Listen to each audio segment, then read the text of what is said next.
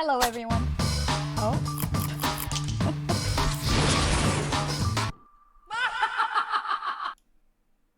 all right. Apparently, we got a double intro there. Oh, so Hello, it's making up everyone. for lost time. Welcome to Wowhead Weekly number 256. Today is a very special show, not only because we got the introduction twice, it's also the last show of 2020, which is really exciting. The last week was a break because we had a world first race of the mythic raid, and Castle Nathria, Sire de Nathrius, was being worked on at the time of the show supposed to be live. So we will cover everything to do with that race today, and also, of course, cover all the things that happened this year. A sort of year in review, I suppose you could call it. Before we jump into anything, though, let me introduce myself. I am Annie, or also known as AnnieFuchsia. I am a streamer on Twitch, and I play a lot of World of Warcraft. My co-host is, as usual, the lovely Perculia. Hey everyone. Happy holidays. Really nice to see everyone after the break. I'm Perk. I run Wowhead. Sometimes I'm joined by Brightpaw. He was meowing during the intro, but now he's off behind the camera.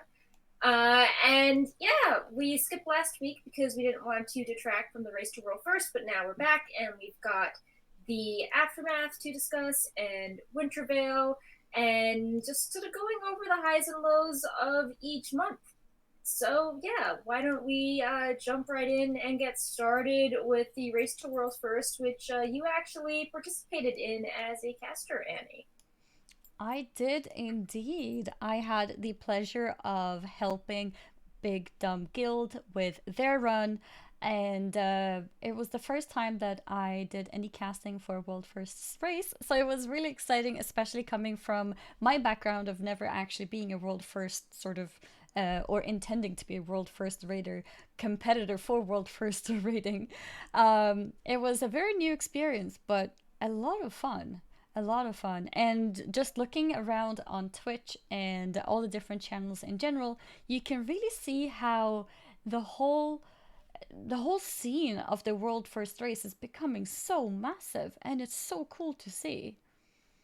Yeah, I think that in a strange way, COVID and the pandemic allowed people to it was easier for them to start their own events working from home because you didn't need to worry about coordinating flights and getting visas. You could just bring people in to cast just through a Zoom call, and it just was more accessible to set up these events Mm-hmm. and smaller budgets as well. You just are doing something online versus worrying about hotels and oh, we don't know when the race is, and if it's too late, then this hotel room is booked and flying home for Yeah. Christmas. It just seemed that the timing worked out really well for all these events to pop up, and everyone was like very friendly with each other. So they were mentioning each other on stream and Oh, yeah. highlighting other groups, or some people were like casting for more than one place. Mm-hmm. So the camaraderie was really nice, I thought. Oh, definitely. Like with the show at Big Dumb Gaming as well, we had lots of different casters. Some casters who were casting for other guilds too, and we were, sort of just. Of course, we do cheer for the team that we're representing there as well, but we're also talking about and cheering for other people too. It was a very wholesome event. It felt really nice, and we were keeping track of other people's progress, congratulating them whenever they did anything, and it was really great to see, at least from our point of view. I think as we might go into in just a moment, we will talk about the whole NA versus EU the schedule thing. But apart from that, there hasn't really been many disagreements or many arguments at all, I'd say, around this event. Yeah, I mean, just to recap the basics, congrats to Complexity Limit, who was number one. And then a day later, Echo got number two, and currently Fat Shark Gas and Pieces just got on Denathrius to battle over the world third spot. And yeah, it was pretty harmonious, I'd say. The only, not controversy, but the only sort of debate came out of the US versus EU discussion about who had an advantage, and at one point that led Echo to turn off their streams for part of Denathria's progression, giving the reason that they felt that they were, disadvantaged being from EU, and they wanted to level the playing field. And then people were like disappointed; they couldn't see them stream. But for over a decade, progress was offline. Never So streamed. Yeah. right. So that was the only bit of discussion I saw. But again, what I think it came down to how Blizzard has set up this staggered race, and it's just people trying to, react to that. Mm-hmm. So, what were your thoughts on all that? I mean, like, I can see both sides. As a viewer, it's obviously more fun to see the progression, but if you really care about, trying to level the playing field, then I do see why you maybe wanted to go offline to develop a unique strategy. So, yeah. The idea of streaming offline. Yeah. Yeah, I feel like I completely have to respect and understand the team for wanting to, for feeling like they not don't want to share something. I feel like they should have the right to do so. I don't think they should be given negative feedback on that. People have to understand that they are also losing by doing that, in terms of attention, exposure, finances as well. The fact that it's not being streamed does mean that they're losing money. So, they are losing as well by not streaming it. And I think it's okay. From a viewer point of view, it's boring because we want to see everything. And if the other guild is doing it, hey, why aren't you doing that? But I do understand their point of view as well, though. I think the best way to, I guess, fix this is to remove the parts that can be argued in the first place, because the main reason this is a discussion is because of the reset times that Blizzard has set forward. And at the beginning, it might not feel too bad because I think a lot of the arguments happened around how Limit had a lot more time after the reset to do reclears and to do everything else. But then you have to also realize that NA lost a lot of time having to deal with maintenance being extended, having to deal and the with bugs like bugs. Stone Legion. Like you're watching it in real time, and it's just like, oh well, we can't progress on this, or you're watching the things overlap in strange ways, and that way when EU gets on it, they have less of the bugs to deal with. Also, I mean, we talk about the EU disadvantage, but it's even worse if you are an Asian guild because you have a several day disadvantage. And I've been watching some of like the trailers those guilds have been doing, and they do like very elaborate movie trailers at like esports hotels. And yeah, it's like very high tech, futuristic looking. Like I guess it's less of a health, issue in Asia at this point, but they're talking about flying the guild in, and they're all staying at the hotel, and then like going out for barbecue after. And it's just like, it would be nice if they could be starting at the same time to level the playing field. Yeah, I definitely think so. The other option being that there's potentially some kind of tournament realm where everyone starts equal, and maybe the plane there would be even more leveled because of the lack of BOEs and guilds trading things and gear. Because if you start from the same point, then maybe it's not as farmable in the same way to abuse markets and things. So maybe that's even more fair. It does feel a lot less personal, I would say, for the players probably, because then they don't feel like they're working on their own characters, so to speak. But I think tournament realms work very well for PvP, so maybe for that world first race, that should be done over there too. Yeah, like we just covered yesterday how the treasurer for Complexity Limit was covering how they spent 331 million gold during the race to world. Million. Yep. Yeah. And I feel like that's worth like $50,000. Yeah, and this was nearly 30% more than in Ny'alotha, and at the time, everyone thought that was a big deal because you had to count for Titan forging and corruption. Yeah. But I guess with Castle Nathria, because split clears weren't as valuable and there's less loot in general, um, the BOEs were a good way to fill in the gaps. And like every guild wants to stay on their realm because their fans help Mm-hmm. help them loot weapons and all that. So it's not as simple as like, oh, Echo, just roll NA because the fans that help them are on EU. But it does seem like this does pose a barrier to entry for newer guilds trying to keep up with spending all that gold that maybe are skilled but don't have the gold to keep up with the prep for that race. Mm-hmm. And a tournament realm would make it more about the actual gameplay and less about, the BOEs going on in the background. Yeah, there Um, would be a less surge of BOEs, if not completely nullified, really, and right. people would just do the raid, get through Yeah. the raid, And everyone with to that equal point, gear.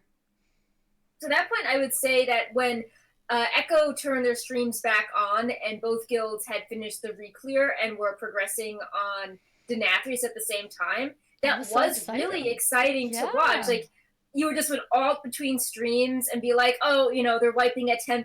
Oh, well, the other guild is at 50%. Are they going to get to 10%? And sometimes they would actually pull at the same time and it would like almost line up perfectly.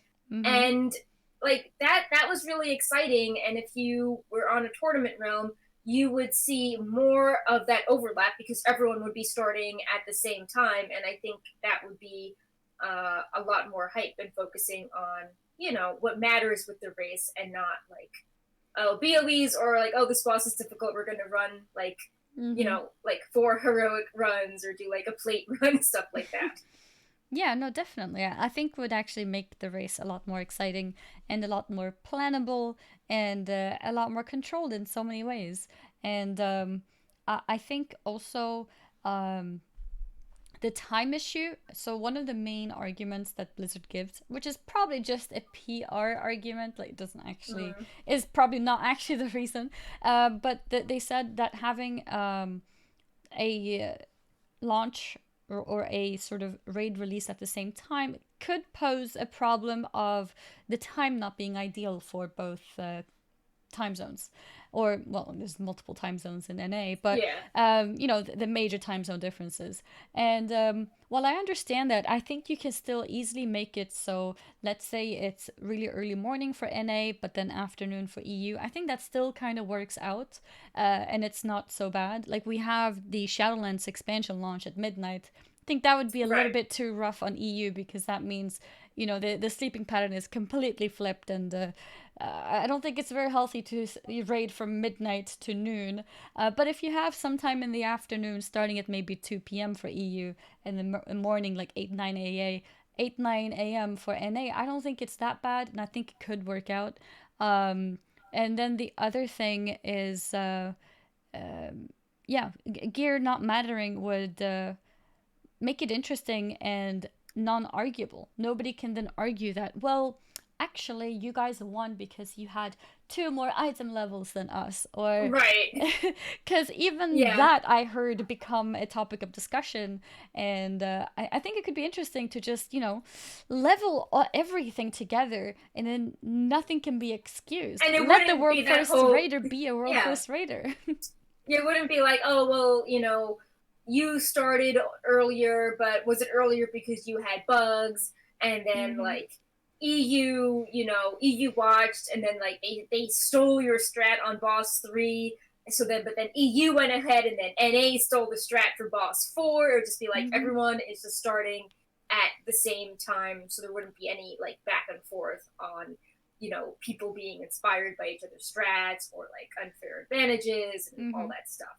Mm-hmm. Um, Also, there was right. it would also bring potentially more guilds the possibility to compete without having Mm. fans who trade them things, without having 300 million gold to spend on your guild.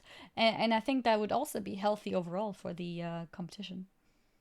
Yeah, I mean, there's sort of a parallel with Olympic sports where it's like everyone can have raw skill, but certain cities, countries, they have better training facilities, access to Mm-hmm. coaches. Some sports you naturally get paid more with endorsements, like gymnastics, as opposed to say like women's wrestling.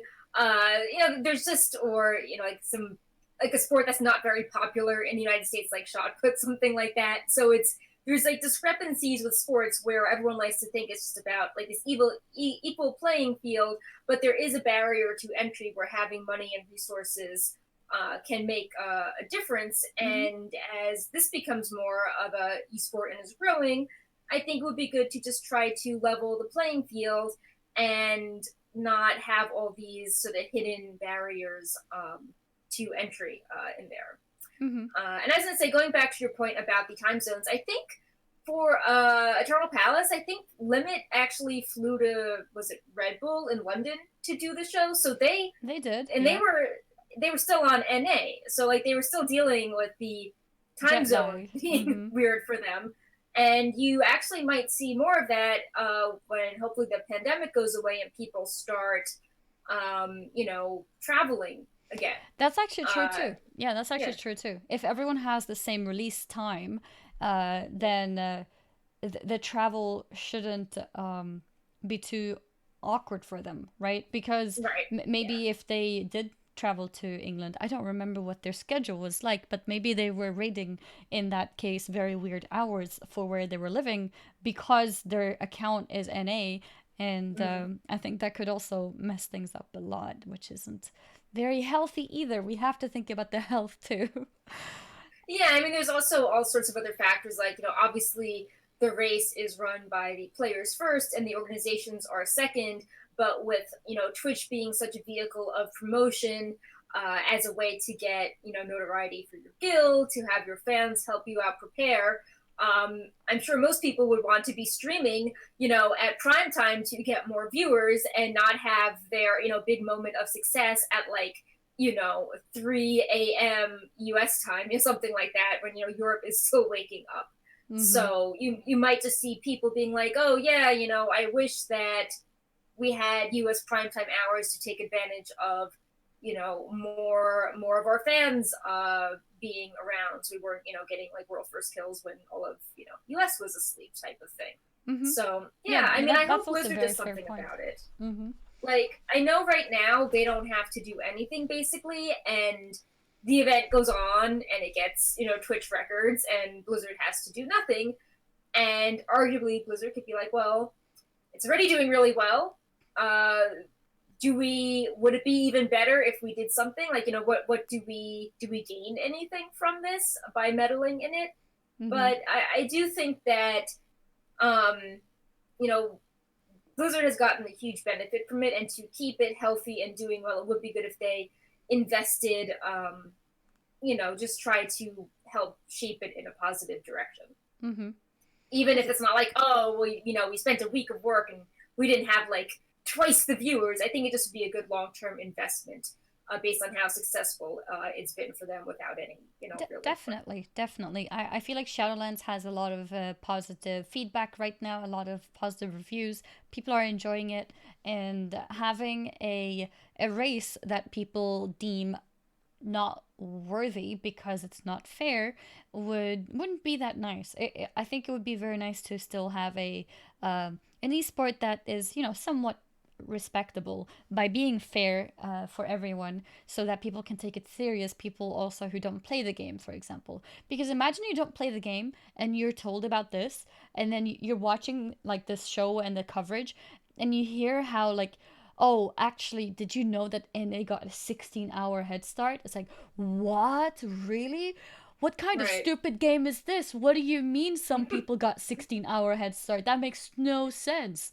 So Right. just from like the casual viewership where people may not even play the game but still watch it on Twitch or whatever, I think it's important to polish that part and make it more complete in a sense. And if you do have a tournament realm, you don't actually have to worry about changing reset times in game at all because you just make sure that it goes live at the same time on the tournament realm itself. And if you do go with the route of the servers themselves, patches can still hit, at whatever intervals that they do, but just make the raid actually come out at a specific time. Um, Although that might Yeah, complicate things with reset time. yeah. I would also say that oh yeah, so I mean, Blizzard can say, oh well, we have our official esports that are controlled and on a tournament realm like MDI or PvP. But I would say, Blizzard has to look at this and say, in spite of their efforts to nurture and grow these systems, people are just attracted to the raid for all these intangible reasons, and Blizzard should just acknowledge that there's this really popular event, and they can put, MDI in the launcher all they want or make weekly PvP posts, but people are just attracted to the dynamics of the 20-person raid with this epic content and all these various bosses. And, for better or worse, it's here, and they should learn how to adapt to it because it's not going away and it keeps growing in popularity. Yeah, yeah, definitely. I think it's definitely worth for Blizzard to nurture that and help it continue growing in interest because it clearly has some interest right now, especially with the increase in interest in WoW in general. And it would be a shame if a lot of the people who play WoW because of the trend of WoW have such a bad opinion on what a world first race is to never Right, and all bother the to come back trash later. talking. Yeah. Like all the trash talking too, like, yes, I'm sure if a robot looked at Twitch chat, they'd be like, ooh, engagement, look at all these messages. But it's like when you look at the quality, you're just like, no, it's just people arguing about the same thing over and over if Mm-hmm. like one guild cheated or got an advantage or and it's just like it would just be nice not to have any of that, even if it would maybe mean less messages overall in Twitch chat. It would just be nice to focus on the race and not just debate this every few months and then, pop into another stream and troll the people and make it like US versus Europe, like political war. Mm-hmm. It just would be nice to like just avoid all that because it doesn't add anything Mm-hmm. to it just breeds like it's just anti-community and just not really welcoming. Mm-hmm. Yeah, because there's I don't think it's nice for either side of them that the time No. zone is a difference. I don't think either of them actually is like, you know what, like, I'm so happy I'm in this time zone because both of them experience two different problems. And Yeah. the way to fix And it like the is to people, share the time zone. yeah, like I'm pretty sure the players in Limit didn't have a problem with Echo going offline. It was more like, oh, that's interesting for, Mm-hmm. production and strategy, but they weren't like upset, like a lot of fans were like offended on their behalf, and it's just like, wouldn't it be nice if we just didn't have to have the situation that led to people thinking they had to be offline? What if everyone just was at the same time? Mm-hmm. Then you wouldn't have that issue. Yep. So um, I also feel like because the holidays were coming around and people were stressed or lonely, they couldn't travel. They maybe took out some of their frustration on the NA versus EU debate. But yeah, I mean, I do feel that overall, I think that it was a more exciting first raid race than we've had in a while, like more polished than Odir. I think that the visuals were much more exciting to watch. Like, very sparkly, very red. You had really cool moments, where everyone falls through the floor. Like, it just was really fun to watch, even if were watching the fight like, 200 times in a row. So I think it was very enjoyable from a viewer's perspective. And I was impressed. I think we discussed that last show as well, how they gave us like more cinematics and story as well compared to past first raids. So Mm-hmm.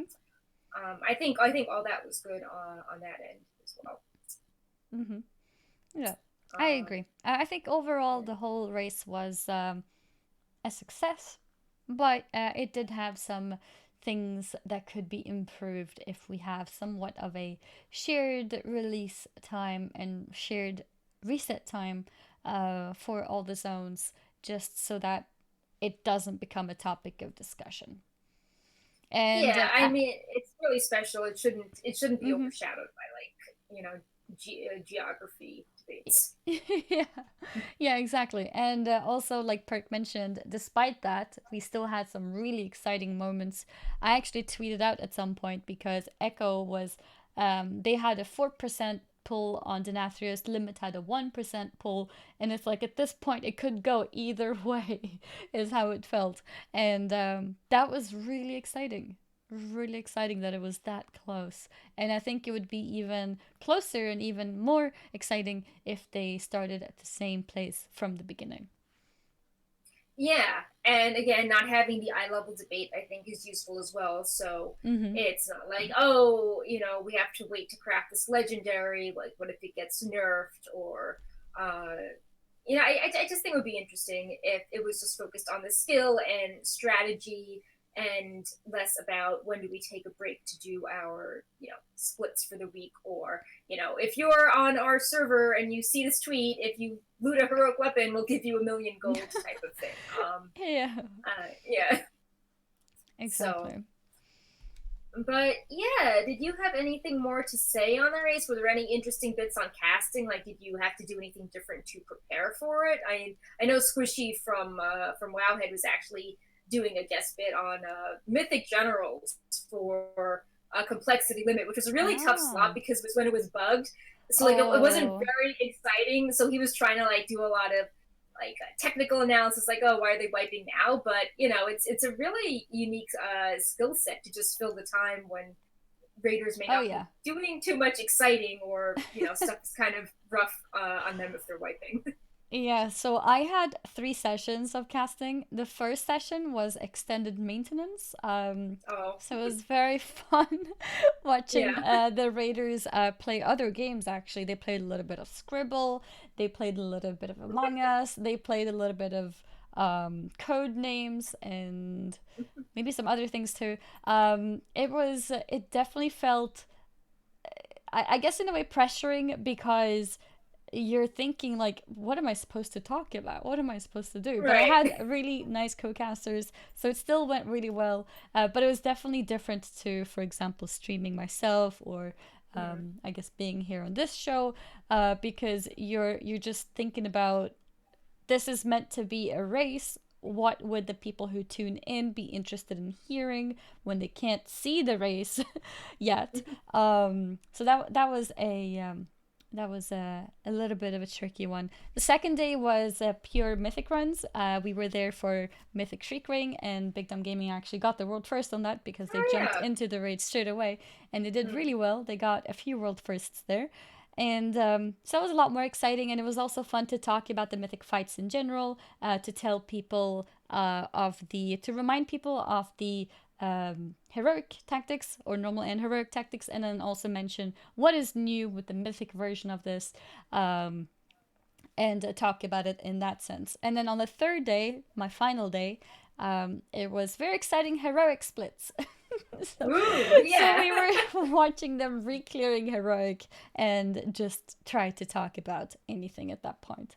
But it was fun. It was a really cool experience, and for the first time, because I never really look into mythic tactics that early in a patch, because I don't really tend to push mythic rating in that way myself. And when I'm watching, I'm very lazy about looking into the details of mechanics. So it was a very different experience for myself to actually look up everything and read about it and feel comfortable enough to talk about it. So yeah, it was a new experience, but a lot of fun.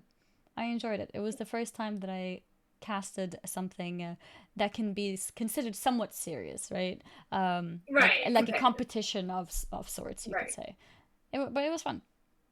I had a lot of Yeah, I fun. mean, speaking of the mythic changes, what was interesting on our end is that while Blizzard will document hot fixes for things that are already live, like class balance or a trinket that's broken, alongside their nightly hot fixes, they were posting lots of tuning changes for fights that like limit hadn't yet reached, but would Oh likely yeah. reach tomorrow. Mm-hmm. So, you might have remembered a fight being a certain way on the beta when you tested it on Mythic difficulty, but, the values would be changed, and Blizzard was actually buffing a lot of things. Maybe they Mm-hmm. were realizing that people were like really good at the raid and they wanted it to last slightly longer. So like every Yep. night we would sort of run and post these stealth changes like, oh, Sun King, Sun like King, I remember. the shield is actually like doubled, and Sludge Fist is harder, and like all these things that Blizzard left out of their official notes, because why would you talk about Mythic Sludge Fist being harder if no one's pulled him Been yet? yeah. And it seemed a lot of the guilds found that interesting, because they don't get like sent a personalized message on what changed. So they were relying on the data mining to adjust their strats and Mm-hmm. expectations as well. Mm-hmm. So, Yeah, I think but that must be really interesting from their point of view as well, to be like, this was just increased. I wonder what that's gonna mean. But it must be Blizzard sitting there and watching their damage. It's like, okay, these guys are doing a lot more damage than we expected while running. So then they have to yeah, adjust it. and then it's like, just probably just seeing how stuff turns out. Like, oh, like this is what it's like when everyone has a legendary, or this is what it's like Yeah. when they've got half of their soul binds, because a lot of the soul bind and conduit testing was bugged on the beta, or Mm-hmm. people were doing stuff where they had like every single soul bind and conduit. So maybe Mm-hmm. Blizzard was actually having a clearer picture of what could be done in this in between period where people didn't have the greatest gear, and they didn't they had some soul binds but not everyone available. Mm-hmm. But yeah, like I said, I think 10 bosses lasted, just over a week. A lot of really fun visuals.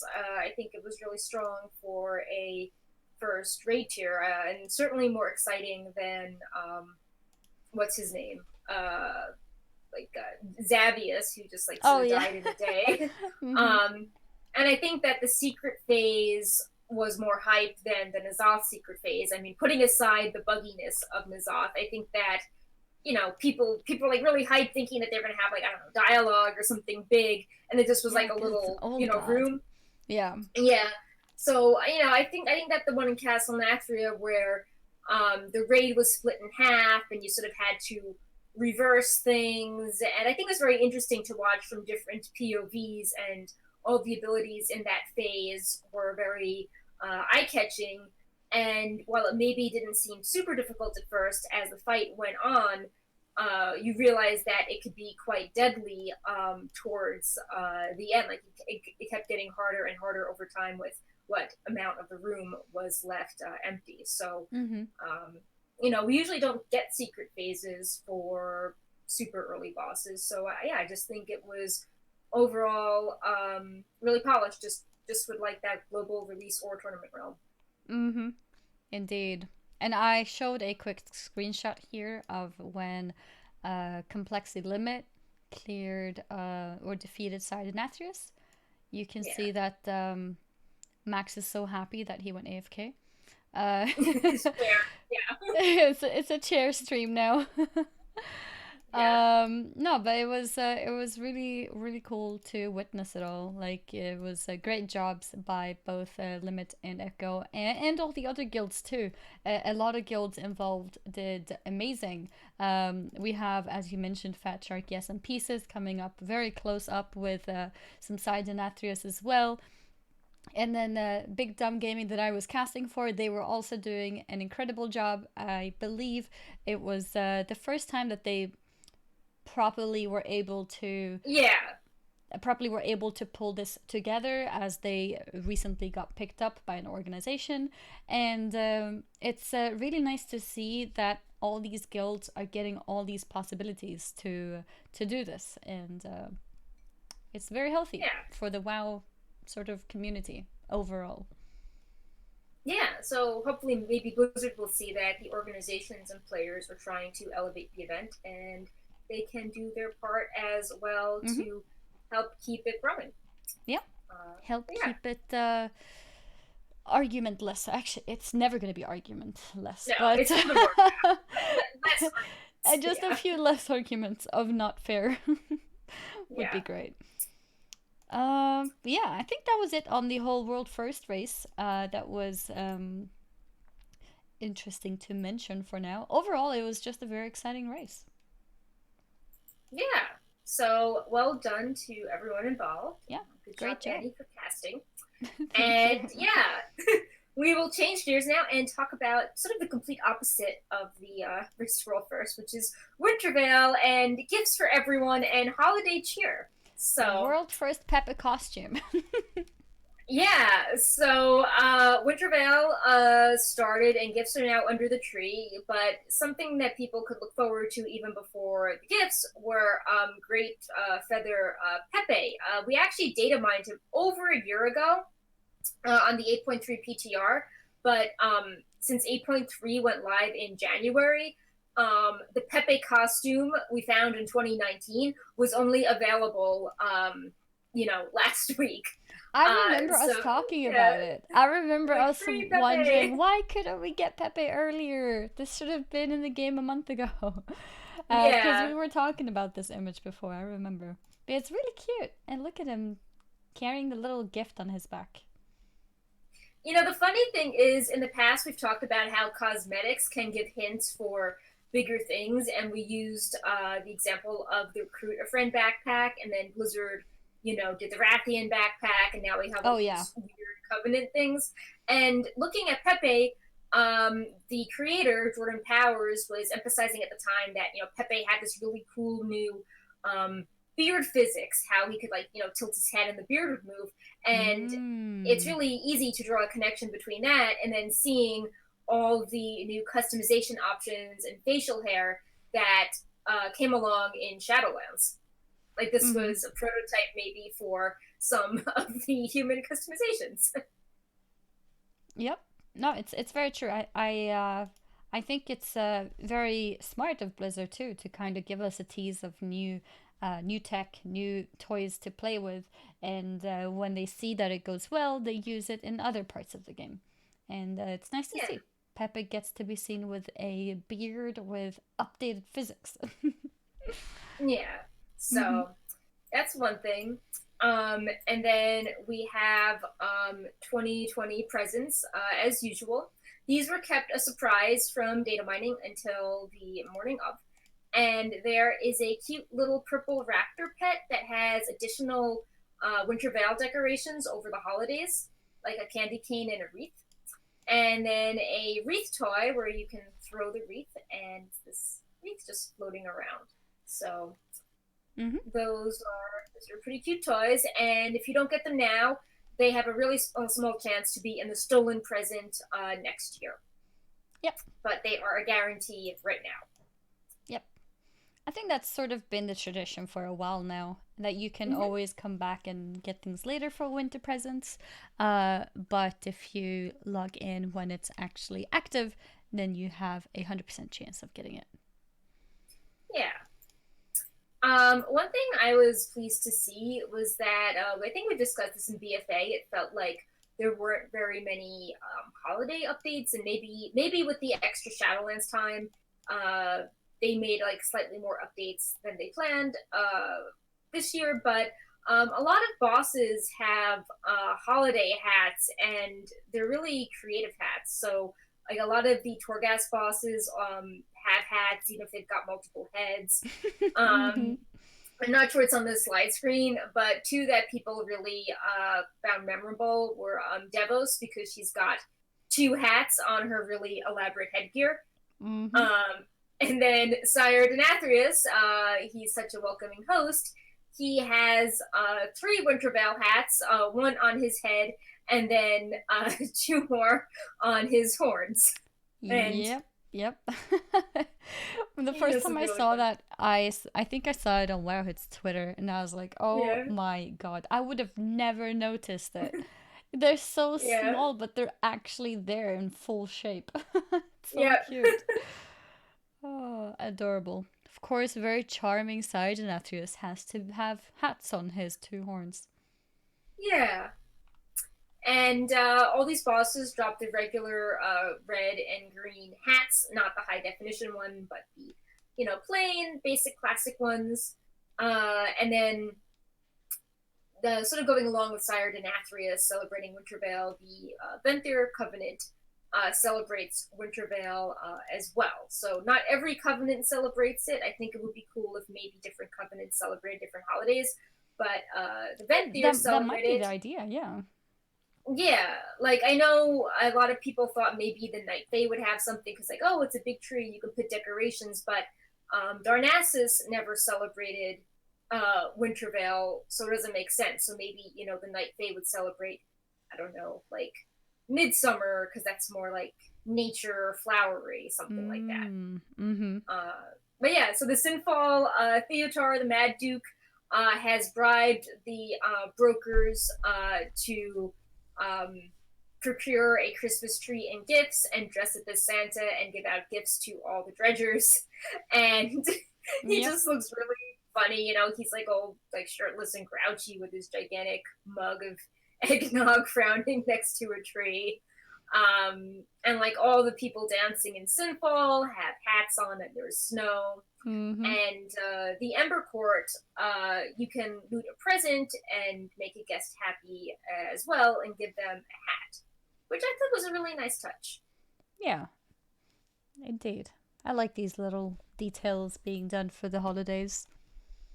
Yeah, I just like, I always wish that there were more of them. Like, I thought it was weird that BFA didn't really do a lot of this. You would think that maybe like Borealis especially would lend itself well to something like Wintervale. Yeah, I agree. So because it's such a cozy like little place, little city, that it does feel like this place should have been a bit more immersed into the holidays and have Christmas hats, for example. Yeah, but yeah, or like even Hollow's End because of like the yeah, spooky vibe it has with Dristvar. So that's true too. But yeah, here's hoping that people responded well. Like I know everyone was sharing the picture of Denathrius, so hopefully it's a sign that Blizzard will see like, oh, people actually really get hype about these little cosmetic things. Let's make sure that we, do more of these in the future. I think it would be really cool if like, maybe like the Night Fae would have something with Lunar Festival because it's like so tied in with Emerald Dream and like the Lunar Festival is in Moonglade. Like I always thought it was weird that the Lunar Festival never really acknowledged what happened to Teldrassil when they're so like, in tune with druids and elders. I'm not sure what holiday would fit with Maldraxxus.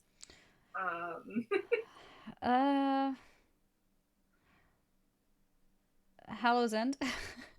Yeah, would be the closest, I guess. The scary one. Yeah. Oh, Day of the Dead is mentioned in the chat.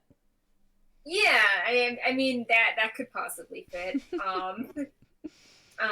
Maybe the Curians could get Midsummer. I just think it would be fun if more of the Covenants joined in with the holidays. Now that they have the excuse that the brokers can be bribed to bring some holidays from Azeroth to Shadowlands. Mm-hmm. Yeah, I think it's a great idea, and also I wanted to say that thanks to the delay of Shadowlands, Sire Denathrius found himself 2 extra snowheads. Imagine if we didn't have a delay, we wouldn't have it.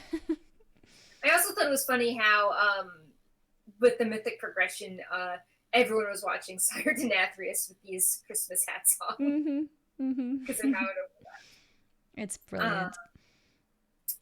Yeah, also in Wintervale news, the Blizzard has their holiday sale going on, which has 50% off all mounts and pets, as well as 33% off all character boosts, and they even have a special bundle for all of the like wolf and puppy things you can collect.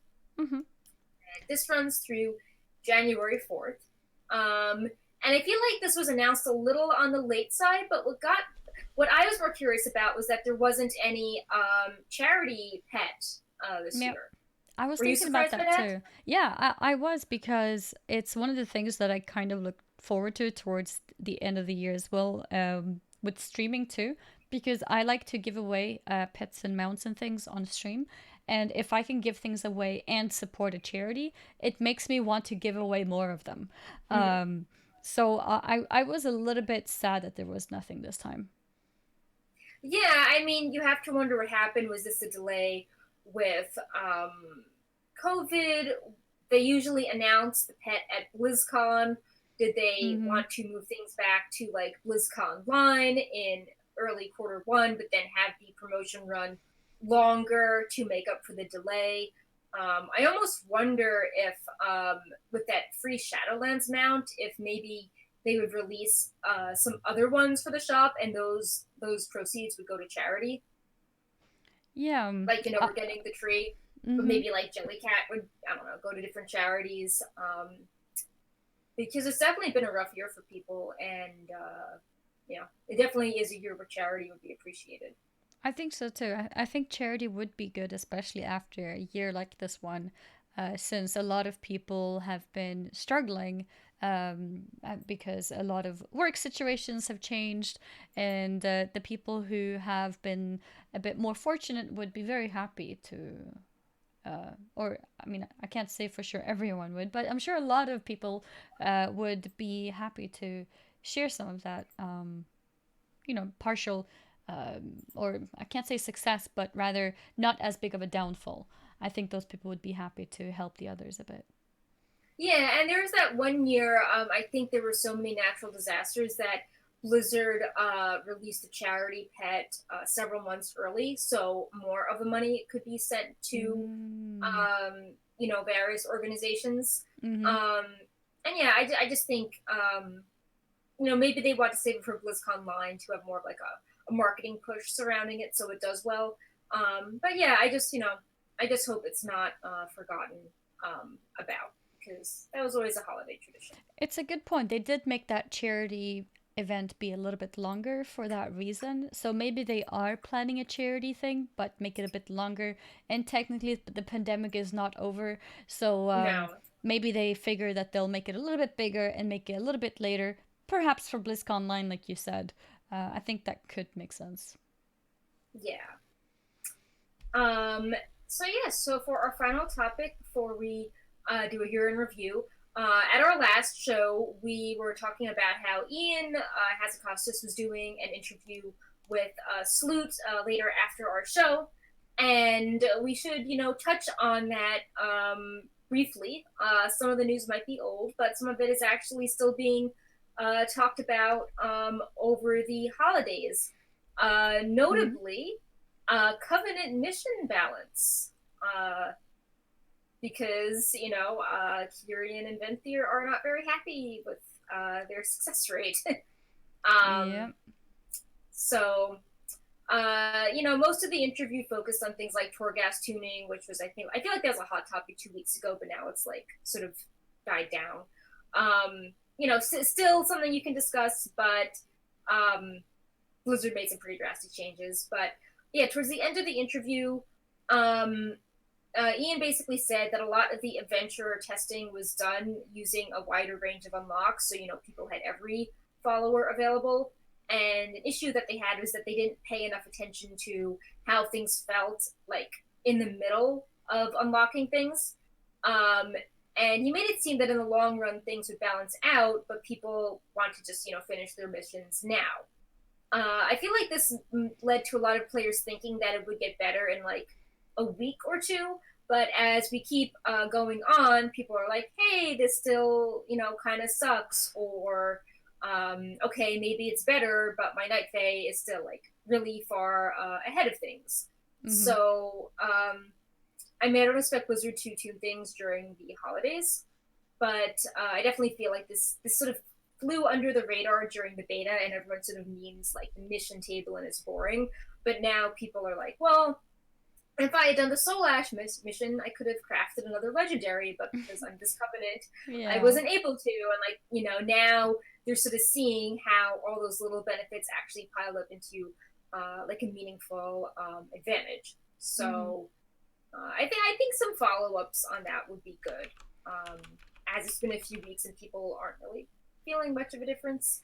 Mm-hmm. Um, And also the UI of the mission table has been a big topic because people comment that on my stream also all the time. I've tried a few different ways of solving things. I was just doing it the original way first, and then I used an add-on that calculated a somewhat of a estimate percentage of success rate, and then I currently started using another one that I believe was recommended by one of the Wowhead guides actually, and it's interesting because people are really interested in making this mission table thing easier. People Mhm. find it overwhelming and difficult to understand. Yeah, we did an article yesterday just highlighting how some UI elements in Shadowlands are confusing, and we use the anima conductor as an example. It's like, oh, you have this line, like now Yeah, what? yeah. And when we asked people on Twitter what they thought was confusing, we had a ton of people bringing up the Adventures UI, and people were just like, I can't figure out what I should do in order to complete missions, so I just randomly put as many units as possible. I preferred percentage. The command table is not explicit enough to understand the placement of champions. I waste so much time calculating if my team might win. I'm about to go get an add-on, but I wish I could just, do it. Or some people are like, what's the difference between a regular quest and an elite quest? I just see that they both give me 1,000 XP, or what's a campaign adventure? Like, what do I get from this? There's just so Mm-hmm. many details that are confusing, and I think it's further muddled because it looks really similar to past mission systems, but like with the percentages and just different things, they work differently. So if Mm-hmm. you went by intuition, you may actually be misled. Mm-hmm. I do Um, like the mission table though. I in the middle of raid, I'm like, guys, I need to do something. Can I get a summon, please? And then I go to my covenant and just quickly fix my missions. yeah. Um, and I think it's a fun little sort of mini game. And maybe I'm biased. Maybe it's because I'm Night Fae and I don't often fail my missions. So it becomes more fun. But I did start doing the missions on my paladin, who's Kyrian. So it's going to be interesting to see how Ooh, that turns out. yeah. I'm looking for other things in this interview. Um, there were a lot of quality of life things that I think we might be good to ask Ian about in a month. Like, for example, Ian's like, no checkpoints in dungeons. Don't wipe, don't die, get good. Um, Get good. Yep. um, they say they want to add more Mythic Plus cosmetic rewards. Like PvP has an elaborate system, Mythic Plus doesn't. Mm-hmm. Um, there no plans to have leveling in Torghast, but they know it's a popular request. No plans to make layer unlocks account wide. This one was pretty controversial. It was, what do you feel about tuning for old raids? And it was basically, Ian was like, we're curious to hear specific examples. Yes, there was a bug in the first week where Legion content was messed up, but that's been fixed. Um, Mm-hmm. but he did acknowledge that it, even while it's working intended, it is meant to feel more difficult. If you compare yourself to the end of an expansion, like you're really OP, you have the best possible gear, and then Mm-hmm. at the start you feel weaker. You're like scaling is just different, and it's sort of an unintended side effect of the way combat ratings work, where like your crit just goes down as you level up. It takes more points to get one percentage. um Exactly. Yeah. And that's but exactly what it yeah. is. It's the way that World of Warcraft is built in its core. As soon as pre-patch hits, as soon as a new expansion happens, you're no longer the max of your expansion. And as you Hmm. level up, you require more stats to still carry your character in the same way. And that's why certain things might feel harder. That's why when you level and you start off feeling really strong, just breezing through 51, 52, 53, 54, but then suddenly Hmm. it's like, oh, okay, these mobs Yeah. actually hurt. Right. It's just how the game works, and I think if they would try to fix that because of old content, it would break a lot of things. Yeah, and it's just like lower priority with that. They have to focus on the Shadowlands zones. Yeah. I mean, I guess what they um could do as like a blanket fix is in the old raids just like add a 20% damage and healing buff or something. yeah, I guess they could do that. But they won't Um, change the intrinsic things because it's not worth to spend that time on old content. right. Yeah. They also discussed what's happening to the Maw next. They said that the class-based transmog was coming. The team was working on the art for that, and Ian was like, there is more planned for the Maw. The story is going to take us there in the long run, and even more content development. Which, going back to the Race to World First, something I was going to mention and forgot was normally at this point we already know what the second raid is at BlizzCon. Like we knew when BFA was announced that we were going to be fighting Queen Ashara. Or when the first raid Mm. is over, like the PTR is sort of going up for The right next when the raid. end Yeah. mythic is going on. So we've always known, or like we knew I think like 3 weeks into BFA, Ian did an 8.1 video that was talking about Dazar Allure. So like he was always just like filling in more of the raid gaps, and we don't know where we are going next with the raids at all. There's been a lot of speculation that maybe we're going to have like a raid in each zone to give everyone kind of the Castle Nathria Venthyr treatment. There's Mm-hmm. been some Maw I think that would make speculation. sense. Yeah. There's been like Maw speculation because like the legendary armor that like the model name is called, Maw Raid. So it's just curious to see where the raid is going to go next because Blizzard has been keeping this a secret, even though for the past few expansions they've always been very upfront about what's going on. Even with Emerald Nightmare, that was tested alongside Nighthold. Even the armor shares the same appearance between both raids. Yeah, that is So, true.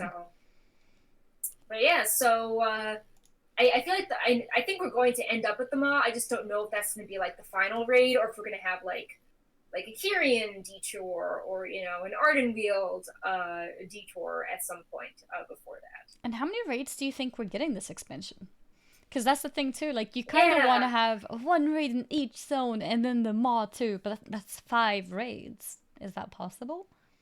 I mean, I feel like it could be because for BFA we had the big raids of Uldir, Dazar'alor, Eternal Palace, Mm-hmm. and Nyalotha, so that was 4. Mm-hmm. And then we had the little Crucible of Storm raid. True. So you don't know. I mean, they could do one raid for each zone, and then the Maw is like a little really challenging raid, or I don't Yeah, know. like a They two could do boss that. thing and then the jailer.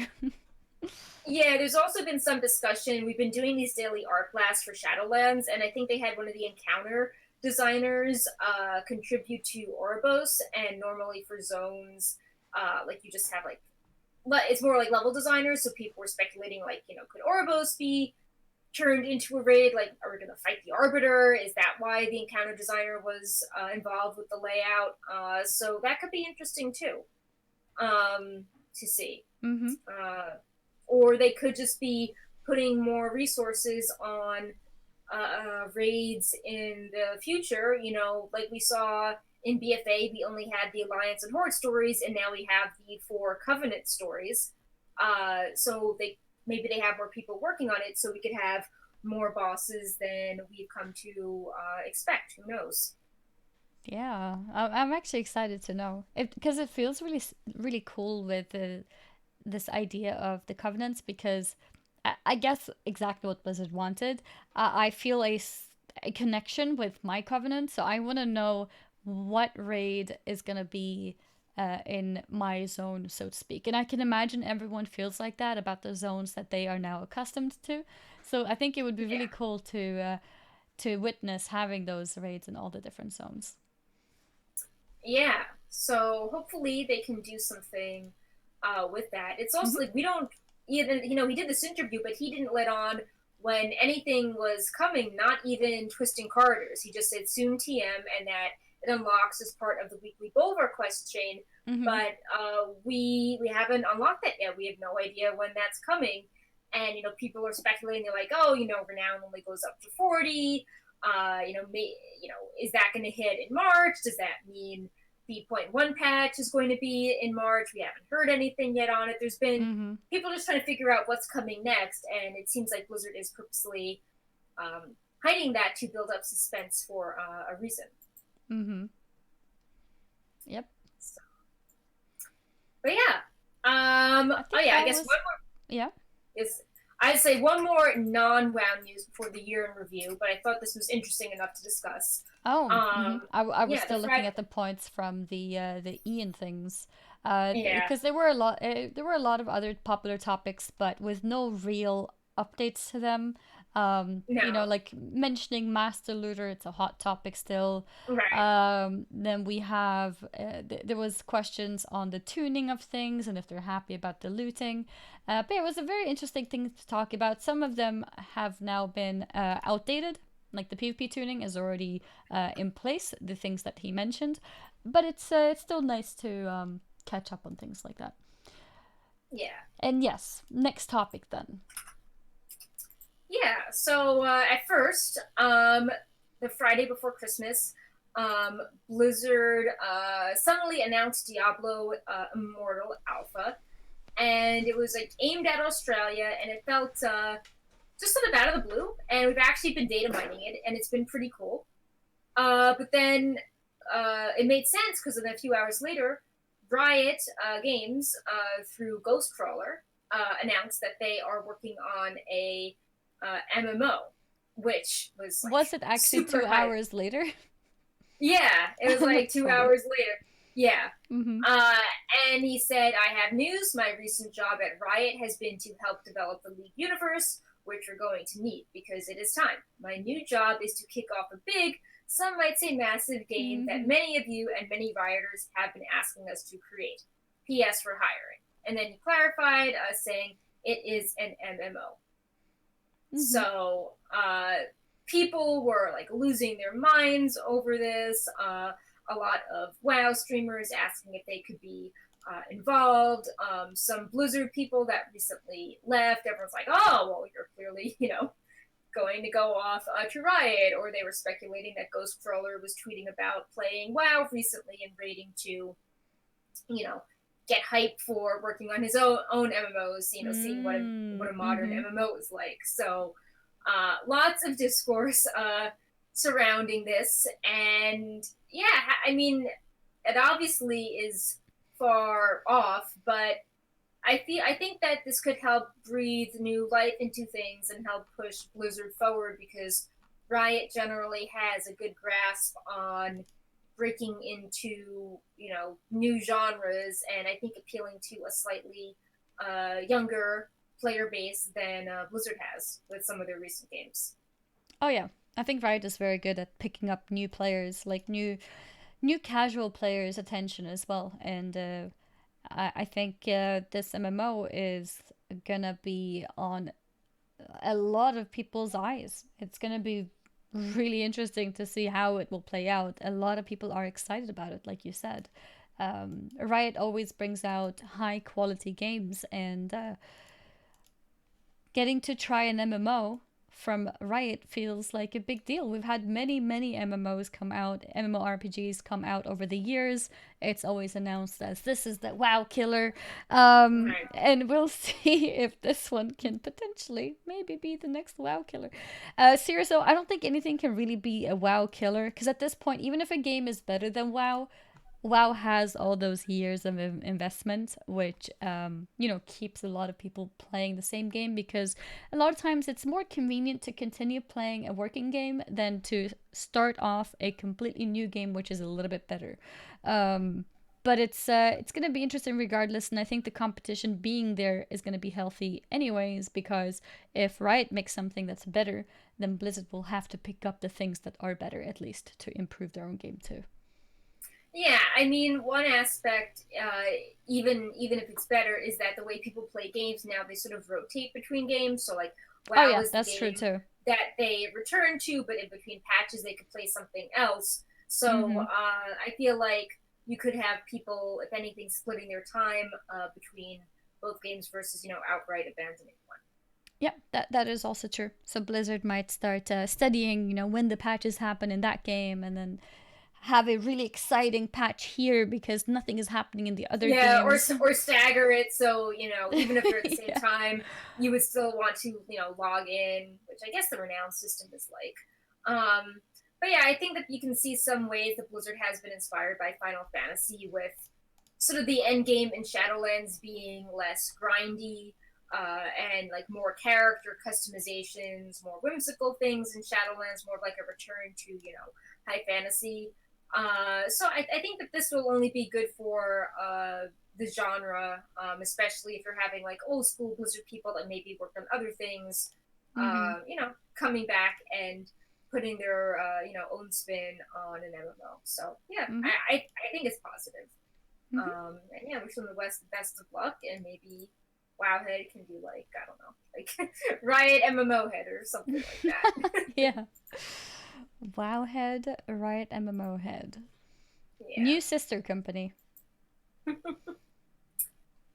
But yeah, so I think we just wanted to like now just go through month by month and see if there was anything that stood out as like being Yeah. really awesome or sad. And obviously COVID was in the middle and threw a wrench and everything. But yeah, why don't we just kind of go from the Go through start and just 2020. yeah, highs and lows. So January and February, we had patch 8.3 and season 1 launch. So, we finally got the N'Zoth patch. We finally got the raid. 8.3 might seem like it dragged on forever, but it was actually really new and fresh back in January. Mm-hmm.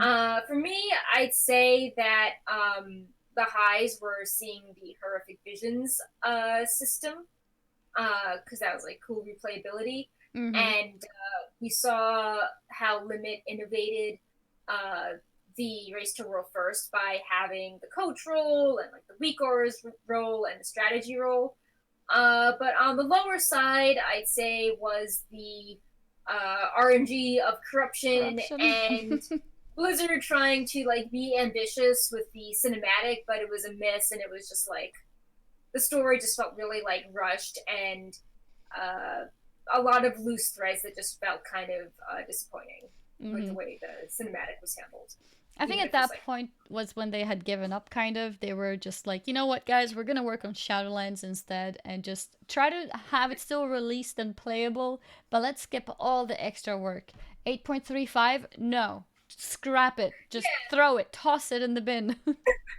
So for me, I thought that Ian kind of said this in a later interview. Like BFA tried to be like really experimental with how they told stories, and like maybe stories they didn't try in an MMO before, like trying to be political or have it be like the character's like introspective journey. And maybe it sounded good on paper to have the character playing a big role in cinematic, but I think people, they want like explosions and like a demon throwing a gigantic skyscraper sword into a planet. They don't want like a, gee, you started off doing war crimes, but now you're using the heart of Azeroth to, save the world. People want flashy, like emotionally fulfilling big cutscenes. Mm-hmm. Um, and I think that they realized that maybe they got a little too experimental or like away from the roots of an MMO, and Shadowlands is more like, greatest hits with like visual story beats and, like emotionally resonant things, as opposed to trying to be like, well, this doesn't work in an MMO, but like, what if we tried something new? Mm-hmm. So, and yeah, like you said, corruption was, yeah, another one of those systems that was maybe it was a cool experiment, but players feel bad when they get the wrong corruption or like RNG, and then like corruption is like a big part of your damage, Yep. and then you're stuck with the system for nearly a year. If they had introduced the vendor even randomized at this point, it would not have been that bad. But the vendor came way too late because at the point when it came on, yes, I could easily afford any build that I wanted to by playing, but I didn't feel like I can buy everything. And I feel like towards the end of the expansion, I should feel like I can buy everything. I can try every corruption every corruption on every slot and just buy as many as I want. And I have so much of the currency because I've been playing the entire year, right? I did not feel like that. I did feel like I could maybe perhaps create two sets, two decent sets, maybe three, but I didn't feel like I could experiment with ridiculous builds because it was expensive to buy each and every one of the corruptions, and then it was also very inconvenient because of the rotation. So if the vendor rotation had started from the beginning, it actually wouldn't have been so bad.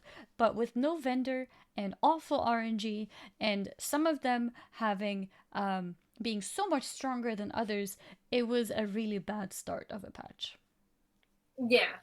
On a more sort of in the same vein, like a positive note, but it could have been utilized more. I did think that the reintroduction of Rathian was very cool.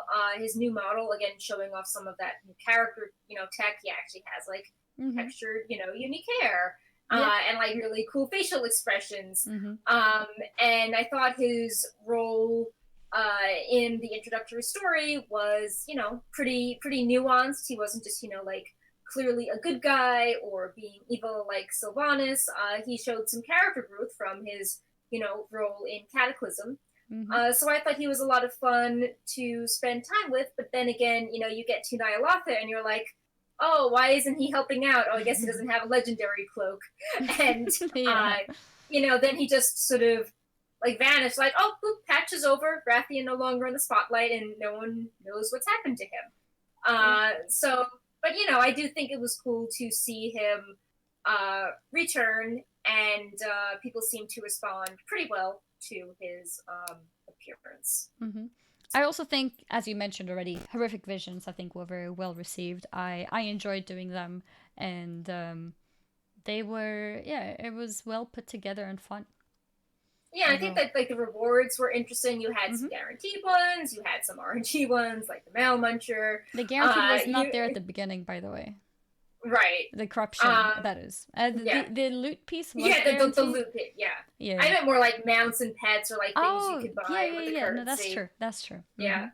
So like you could do it for gear, you could do it for fun rewards. There was like a lot of little side things as well if you took the time to poke around of like famous characters that maybe got corrupted or like little Easter eggs. And yeah, I just thought it was pretty interesting tech. I just wish there could be, like I wish there was just more Old Gods. I feel like the Old Gods could have been its own expansion, and instead we had like political war, and then we had like Shara Under the Sea, and then we finally had Old Gods. And I think it would have been cool if we had time to see horrific visions of more zones. Or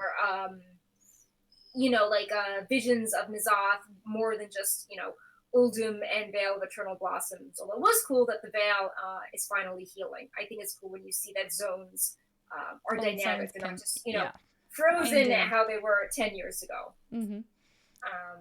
And also one last bit on 8.3 is that was the highlight of when Titan forging was finally removed from the game.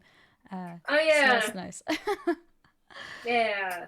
That made me actually really happy about corruptions for a long time until I realized, hey, this RNG actually really sucks. But I was really happy with the corruption just because Titan forging was gone. I felt like at least it's a better system. But yeah, I think that's it on my thoughts on January, February. Yeah. So I think moving on to March and April, there was a lot of chaos going on. That's when the pandemic, the pandemic started to get really bad. A lot of working from home started in mid-March. We were starting to get vibes that Blizzard was going to push the alpha live any day now because we kept getting like, little behind-the-scenes data updates, and then they just sort of stopped in March. So what went on in March and April, obviously, low point was the pandemic. But the high point, I think, was Blizzard reacting quickly and making things welcoming by giving people all those buffs, like the experience buff. The Winds of Wisdom. And keeping that going. Yeah, and then like impressive influence, like just keeping it rolling so people weren't like, oh, if I don't log in right now, it's going to be gone in a week. And then the alpha actually started in really early April, and that was right when a lot of US people were staying home, and I think that it gave people something to be hype about. And for all the later Shadowlands problems, I think the start of the alpha was handled very well. I think it was a high point in communication. There's Definitely. a lot of So many data mining interviews. of like, yeah, Mm-hmm. like there was like models, new zones, lots of items, and the devs were willing to have these interviews on stream and actually discuss the data mining instead of pretending like it didn't exist. And we learned lots of cool things like what the jailers, actual model was. Like that was like really hype news because he looked different than his past cinematic at BlizzCon. Mm-hmm.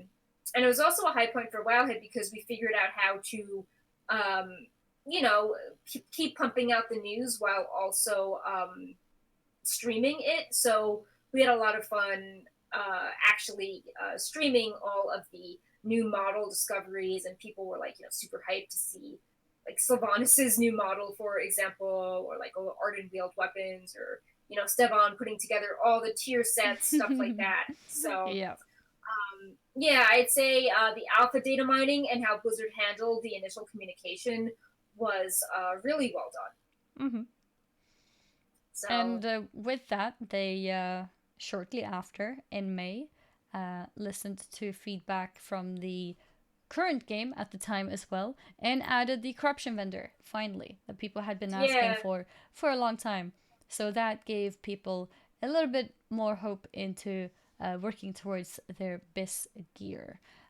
yeah, and that's also when they did the horrific visions loot guarantee and the legendary catch up, right? That was all around that same time. Yeah, it was. So yeah, Okay. so I think all that was good. Obviously, it would have been better if it was in January, Yeah. but it was also a thing where people were like, well, like if this was easy to do, why didn't they just they could have done this all along. Why did they delay this? Which Mm-hmm.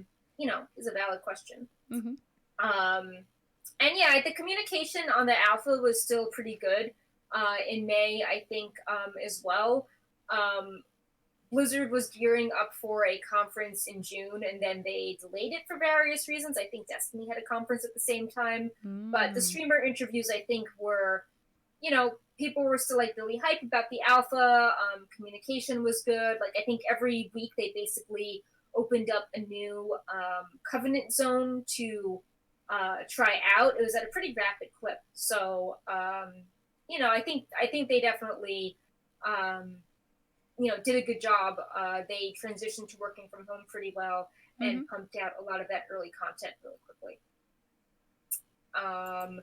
So yeah, so June and July. So June, I think we saw a lot of the character customization options, which was a big plus. And I do think a negative is that Blizzard could have announced these a bit better, because I remember we were discussing how like people were just arguing, being like, oh, blood elves Oh, about can't the eyes. blue eyes, Mm-hmm. or it doesn't make sense for this race to have this hair color or this skin color. And Yep. some of the discussions were getting really toxic, or people saying that we data mined the wrong thing, or it was another race had the eye color and we mixed them up on purpose. So Blizzard eventually clarified how the blue eye colors worked, but I do think that they could have steered the discussion a bit better, especially because they were doing such a good job on the streams. They could have helped moderate the narrative as well, so it wasn't people arguing if our data mining was right, and then Mm-hmm. kind of going in toxic ways about it. But Yep. I do think that it was really exciting seeing all these more diverse options pop up in the data mining and adding them to the dressing room. I think that was really, it was like sort of the high point of developing and showing off the tool on I guess they just thought people wouldn't think about it too much. Like, who cares about Wowhead. customization? People want to know what's happening to the game And they were itself. mistaken. Yeah. Yeah. Became big discussions. Big discussions. Yes. And then they finally had that big Shadowlands conference in July, which I think was another good point for them. There was a lot of information revealed at the conference, lots of interviews. Mm-hmm. We got like a little head start previewing some zones. I think Blizzard wanted to have this in person, but then with COVID they couldn't. So this was also their way of, adapting to doing something at home. And how do you give press access to something that not everyone can, access? And how do you handle NDAs? Or, so I thought that they did a good job handling that, even though it was strange circumstances. And they actually made a point in a lot of their interviews of, trying to sound welcoming and diverse. So, we were just saying in June, they sort of let a lot of the strange conversations about customization and like cultures coast. But then in July, they, in some interviews, actually made points how they wanted like Azeroth to be a welcoming place. And, yes, like some characters were deliberate in their identities and they were trying to make an effort in the customization options. So I felt like that was making up for a lot of the toxicity that was just sort of spreading in the spring unchecked. Yep. So it was nice of them to, what's the word? Address. It was nice of them to address those things at least at that point. Yeah. I do want to point out though that, meanwhile on the live game, we're just, still dealing with our, weekly corruption vendor rotation and, Rexdroy is like off showing how PvP scaling is broken, or now the live game was really broken. Mm-hmm. Yeah, like, oh look, now I've rotation's been here and now I've got like 27 stacking of this corruption and I'm gonna one shot things in arena. So the live game was kind of feeling a little sad and abandoned at this point. Yep, people started really wanting Shadowlands soon, but still no date until the next month in August.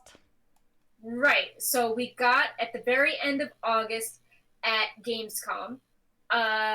We got the date announced. I think it was meant to be 2 months before it came out. Blizzard announced it at Virtual Gamescom. We saw Afterlife's Bastion. Then they had like a little minute teaser clip on systems, and then they flashed the date on the screen, which was funny because my coworker that was blogging thought it was like way too soon. And like his gut reaction was to just type out like November in the news and send it out. And I'm like, no, really? it's October. Yeah. So we corrected the news instantly, but it's funny because, obviously it turned out that way. But yeah, I remember at the time people were like, that's really soon. And like, it no one knows really how conduits work. Yep. So yeah, I definitely feel like that was, a misstep. Obviously they wanted to do something at Gamescom, but,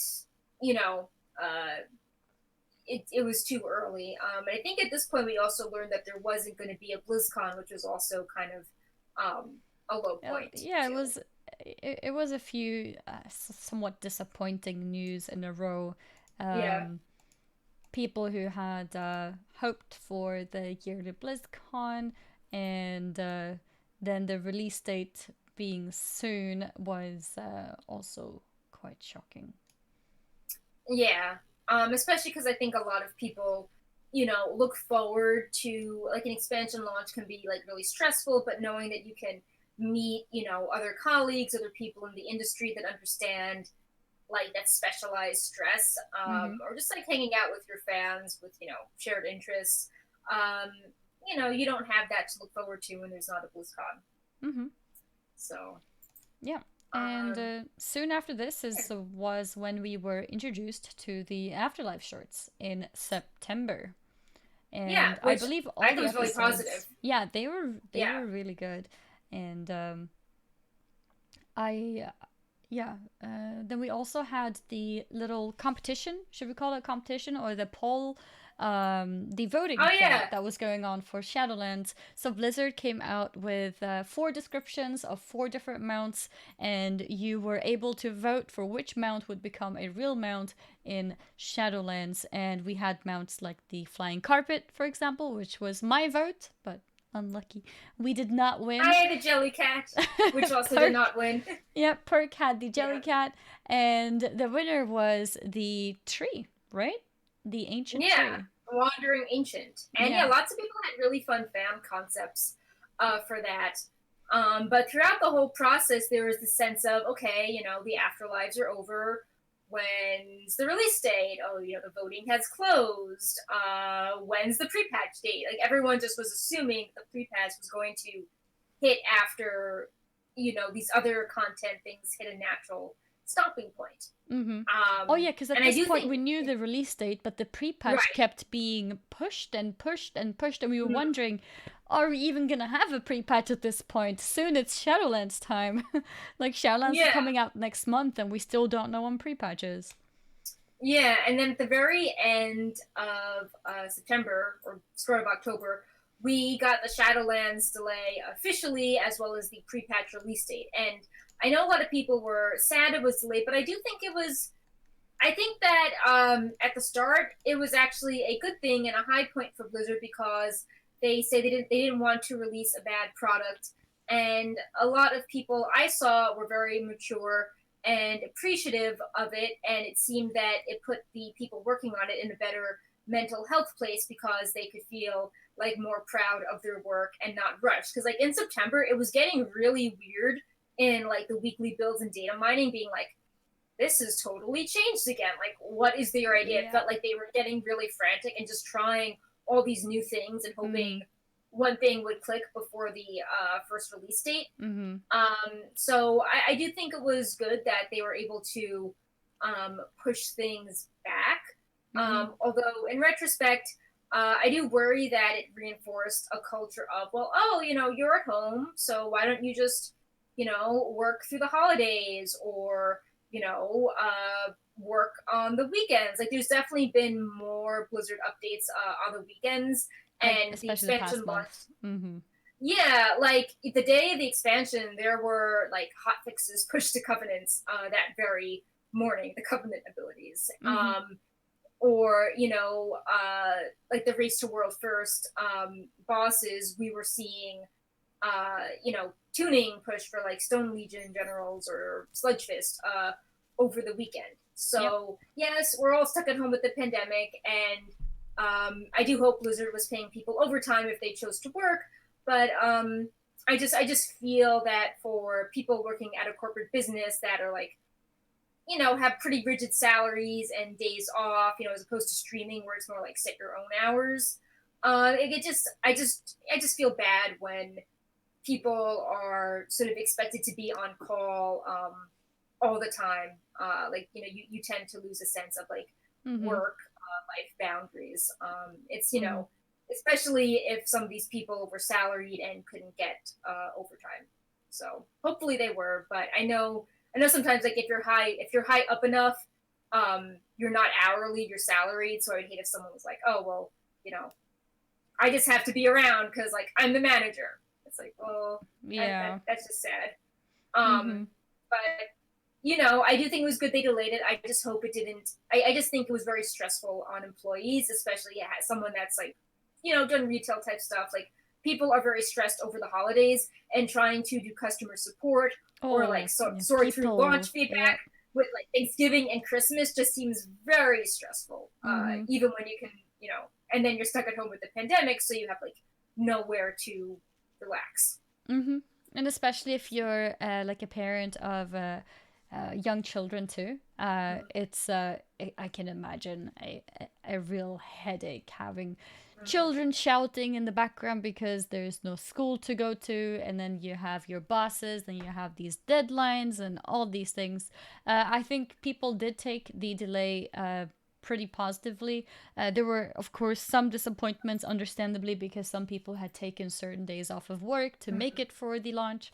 But overall, I think it was a great decision, and I think a lot of people would have been happy if they just delayed the raid for another 3 weeks or so as well. Yeah, or like push the launch to December and then do the Yeah, raid in January. yeah, everything 1 month or something. Yeah. Mm-hmm. Like I feel like they would say, oh well, Cyberpunk got moved back to December, so Final Fantasy I think had an update in December, so they're like, oh, we have to do it in November to get like a few weeks of dedicated like only WoW time. Mm-hmm. So maybe they felt they didn't have a choice, but um, I do think that I think it would be good to avoid holiday launches in the future. Mm-hmm. I think it just would be healthy for Mm-hmm. the industry. Mm-hmm. I Um, guess it had to happen this time from their yeah, point of view because of the delay. Otherwise, I don't right. think they would have done it. Yeah. And Um, then we end up in November, which oh, before was that, we oh had October. We had the pre-patch, and people really liked the pre-patch. Like it started off slow, but then people got really into oh the the rare bag farming. boss. Yeah. Yeah, like people would just sort of go around, and then Blizzard made it go like faster Mm-hmm. as the expansion got nearer, and the storyline was like whatever. But then the cinematic, I think, was really hype. Mm-hmm. Bolvar, although I low point was like Anduin carried off as Gen was just there, being like, no. Yeah. Um, but I think people I know were a little sad about the invasions on the PTR because like they got nerfed a little, and not many people are trying out the PTR, so it seemed a little boring, tame. But on live servers, there was a lot of crazy stuff happening with the invasions that I think people really enjoyed. Yeah, they brought them to all kinds of places. I think it worked out pretty well, honestly. Yeah, there was some like really great screenshots of like zombies multiplying Mm-hmm. in random zones like blasted lands, or you use the zombies to take down Terralion, or you hearthed and then you turn into a zombie in Pandaria, or Rextroy got the zombie army to take down Tyrion Fordring, uh, a very RPing character. Mm-hmm. So I think that ended up kind of unexpectedly as a win for Blizzard, both seeing how players sort of created their own fun spontaneously with the zombies, and how players got really into the rares and like got really excited and would sit around for the rares to come up, because Mm-hmm. respawns in BFA were just like whatever, but people got really hyped about how these were handled in the pre-patch. Mm-hmm. Yeah, because they Missed had the opportunity for set. nice Say that again. Sorry. missed opportunity for like the nice invasion armor. Oh yeah, yeah, yeah. Transmog wise, the pre-patch was awful, but everything else was pretty spot on. And the people, like you mentioned, enjoyed farming the rares, which were on a set schedule, to the point where Blizzard were like, you know what? Let's speed this up and just double the rate at which these spawn. And I think people were quite happy about how all that Yeah. turned out. Um, and then November, we Yeah. finally had Shadowlands launch, global release, and Mm-hmm. I think the launch went pretty smooth. There weren't well, no, the first day, there was the login issues that was not good. I'm Yeah. not sure what the reasoning was. It wasn't like Warlords where the Alliance were bottlenecked around one quest. I think this was like a general like BattleNet issue as opposed to like a quest oversight. Um, but I think Yeah. it got cleaned up. Like it got cleaned up pretty quickly by the second day, I thought. So I was already logged in, so I didn't experience the login issue itself, but for the most part, it was smooth for most players. But if you happen to be on a high pop server, Mm. you probably weren't able to play for the first day or two, maybe even, because not only did the server keep kicking people out, they also had ridiculous queue times or login issues overall, just not being able to log in at all.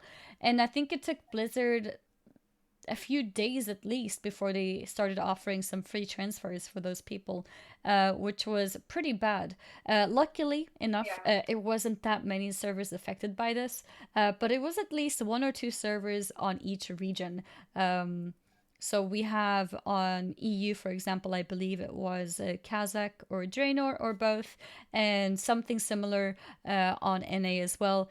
Myself, I play on Ravencrest, which isn't the most high pop server, so I had no problems at all. I was able to play straight away and continue playing every day. I know that people tune into my chat every day for at least 2 3 days talking about how they still can't log in properly because of very ridiculous queue times and being kicked off randomly.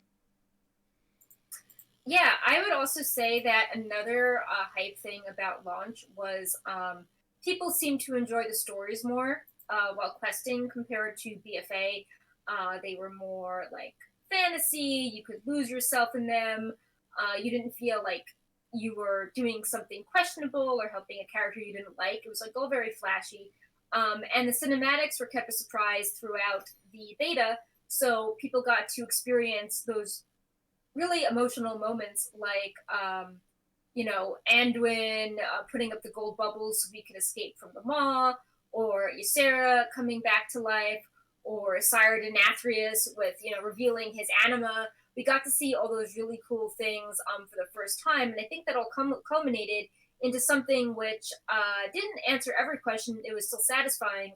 Sylvanas telling Anduin why she worked with the jailer Mm-hmm. after she wasn't maybe totally honest, still some things to explain, but we actually got some serious answers for her, as opposed to just like cackling and running away and speaking in riddles. So I think people appreciated the storytelling through all the quest lines. I think that was really positive and hype. Mm-hmm. Yeah. And yeah, I think also, like I mentioned before, Blizzard sort of borrowing from Final Fantasy. I think Payton, the former WoW community manager, mentioned this, how like you always sort of felt stressed that you had so much stuff to do in WoW Endgame, and it felt like WoW was more like Final Fantasy this time around, where you only had a set amount of things to do. You weren't just like grinding out RNG, or like you could actually just play the game how you wanted. Mm-hmm. So I think that was another positive thing, and maybe something that casuals hadn't been thinking about. With all the last minute changes to systems, they weren't keeping track of what actually made it into the game. Mm-hmm. Yep. So I thought all that was positive. Um, which then brings us to December, Yeah. season This one, and month. yeah, Castle Nathria. Um, I think we all like the Castle Nathria raid for all the reasons mentioned. More bosses, looked visually more exciting than Uldir. And Uh, it didn't feel like the bosses were like repeating the same things as well. Um, yeah, like sometimes there's certain raid tiers where you feel like, why does every boss fight have a soaking mechanic? Or why right. is every boss fight feeling like this? And it felt like there were a lot of really unique mechanics introduced and just well put together. I think the raid was very solid. Yeah, it's nice having like a little cinematic at the end. It was nice how it had its own armor sets. It wasn't like, oh, well, the next raid is the Maw, so we'll just have all these Maw armor sets from Castle Nathria. So I thought that was a good balance. Um, I know a lot of people are very sad about the affixes, so maybe that's a little bit of a low point. I keep The seeing like very, affixes?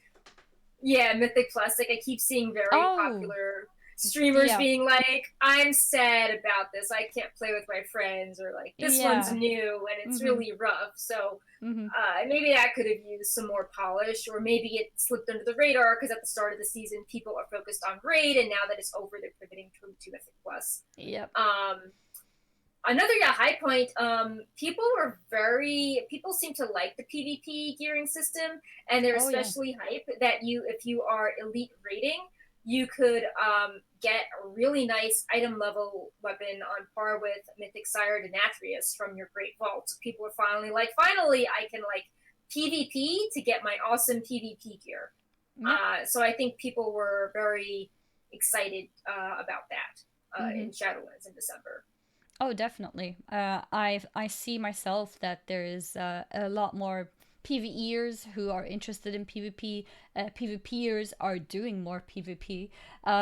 We found ourselves seeing all these PvPers being in Mythic Plus all the time or clearing Yeah. raids all the time. And then, like, finally they can play a little bit of PvP right before the reset. But now they can just keep playing PvP. And there's also an incentive to get better at PvP because higher rating means that you can upgrade your gear higher. So it's a really cool system. Yeah. And I think most people are very happy about it. Yeah. So that seemed positive. We mentioned Blizzard did more Wintervale stuff that seemed positive. Um, Art stuff is really cool. We've been doing daily art posts. People love the art of Shadowlands. Um, I'm trying to think what else is there. I feel like one thing that's a little bit of a low point that we sort of discussed with Adventures was that the UI is kind of lacking for these advanced systems. And as you keep unlocking more things or spending your redeemed souls, like there's some bugs, like maybe it's not clear how much anima something takes, or what you should spend it on, or what you do next with your featured activity, or like the mission table, as we mentioned. So I feel like that could have been explained a bit better, Mm-hmm. like more visual indicators for people that we're not playing the beta. Mm-hmm. Yeah, also there's the legendary system. And I think people are generally happy with it so far. I think so too. Uh, yeah. Because they're not And too difficult to obtain, and you kind of work towards it by doing your tour guests, which is another one that had I would say overall pretty positive feedback. There was a little bit of a wall there it where was some rocky in people, the middle, yeah. yeah, people started feeling that it was too difficult, and Blizzard did come in and quickly nerf everything. Then a lot of people complained that it was nerfed too much. But that's how people are, or not that's how people are, that's how things are. Rather, there's always going to be two sides of every story. Something is difficult and fun, something is difficult and not fun. Yeah, it's hard to please everyone, but that's what happened, and Torghast became more accessible for everyone to clear and farm their soul ash, and yeah, keep working on those legendaries. Yeah. I think that as people are spending more time in the mall, they find it kind of repetitive and maybe not as fun for an endgame zone. Like, it story doesn't look very inviting compared to past ones we've had. So, but Blizzard also said they were struggling with designing the mall sort of during early alpha, and they were doing a lot to fix it at the end. So maybe it didn't get quite there. But people don't really seem to enjoy spending a lot of time in the mall as like the final place where you go. Mm-hmm. I do think. What was I going to say? Something. Oh yeah, I think that all the little references in Shadowlands were good. I think this was something that Blizzard added late when they had more time, and like all the like NPCs that died in past expansions making a return, both good and bad, or if a certain class has history with an NPC like Death Knights and Alexstrasza, they'll have like a little bit of dialogue. And I think stuff like that is interesting, and it adds a lot to the world. Mm-hmm. If there is a character that had like a really sad storyline in Azeroth, and then you see them pop up in the future, I think Mm-hmm. that was nice. It added like some really nice world building there. But yeah, I mean, Indeed. overall, I think Mm-hmm. it was positive. Um, and I would just say, the timing, as we mentioned, I feel like maybe they were worried about Cyberpunk and Final Fantasy occupying that mid-December space, but in a bubble, I think that late December launch and January raid would have been cool, but obviously it did not, work out that way. Mm-hmm. So, And maybe it's also to fix some of the Q4 numbers as well. Maybe yeah. having just leveling in December wouldn't be exciting enough. Yeah, well, I mean, you never know. I mean, we Mm-hmm. definitely did see in the analytics that people are really hyped about Shadowlands, but there was a definite sense of like, oh, like the Final Fantasy update just came out. Look, like this block of users just floated away, or like, oh, look, Cyberpunk came out. Like another group of users, floated off. So there has been, or it's been a month since Shadowlands. People's monthly subs expired. Here's a group. Mm-hmm. Like you can definitely see points where it's still doing well, but it's like a plateau does drop off a little, implying that people got like distracted by something else or their Yep. subs naturally expired. So Mm-hmm. it does make sense when you're looking at it like analytically why, and November was like a safe place for it, but I think it just would have, if they didn't have the other competitive threats to deal with, I think December would have made more sense naturally For the from players. a work pacing. Yeah. Mm-hmm. Indeed. Um, but yeah, I think that's about it. We just wanted to highlight that another positive thing for Wowhead is that our Wintervale giveaway is going on as usual. But we are also celebrating our 15-year anniversary. We started off as a talent calculator in 2005. It's actually So, insane. So long yeah. ago. Yeah, it's like all the other sites that were around then. It was like, MySpace, LiveJournal, and like AOL, and just like They're all made these. as jokes for the boomers, and then you guys are Yeah. still around. Yeah, so we had fun looking back, and we tried to do a lot more prizes than usual. Like we always give away mounts and pets, but we had a Thrall statue this time, and a Ooh. Secret Lab Alliance and word shares, and this microphone, which does not come with a cat, so it will actually work. And we even have a really cool Shadowlands branded designed gaming PC by I mispronounce it. I think M-Wave. I think it's an Australian company. So we have tons of really expensive prizes to give away and different ways to enter. We even have some special merch. We have like a little 15th anniversary graphic that we Mm. made that we're putting on shirts, and we've got pins, and yeah, it's just a big celebration over the holidays. So the pandemic has been really tough for us and our staff, but it's also been strangely rewarding because so many people have turned to gaming to relax this past year, and we're really happy that we can provide. We can help people relax during the pandemic, and just help make them be happy. Hmm. Guide them when they feel lost. Yeah. Mm-hmm.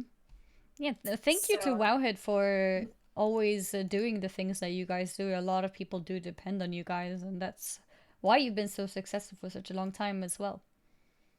yeah, So thanks. shout It's out to really all of you thanks. guys.